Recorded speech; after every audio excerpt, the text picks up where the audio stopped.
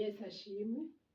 Uyu munsi mfise ikibazo ku ngo n'imiryango, ku bagabo n'abagore, kuko numva hirya no hino induru ziguma zivuga ku bagabo n'abagore. Umugabo wanje ntanyereka itunga iyo yarishize, umugabo nawe akavuga ati yo umugore ndamweretse itunga kazoba kabaye.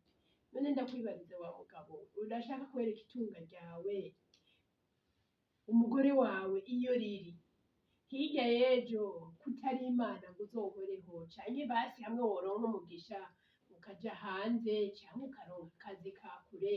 None umugore kugira ngo amenye itunga ryawe azoca akora iki? Azoca agenda abaze ati mbega umugenzi w'umugabo wanje ninde kugira ngo ambarire iyo itunga ry'umugabo wanje ribitse?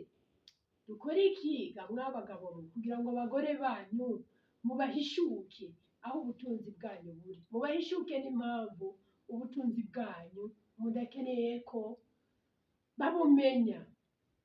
Tubasavye rero ngo mudufashe, kuko dushaka kugira inama abakenyezi ingene ico bokora kugira ngo ubutunzi bwanyu bamenye aho buri kandi babunezererwe.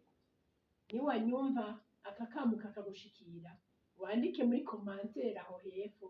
Amakomantere yanyu niyo tuzoca twegeranya kugira ngo duhereze inyishu abakenyezi badutuma ati muratubariza abagabo bacu ico twokora kugira ngo batubwire aho ubutunzi bwabo babushira, natwe tubeho neza. Tuzoca tubibabarira. Imana ibahezagire, murakoze.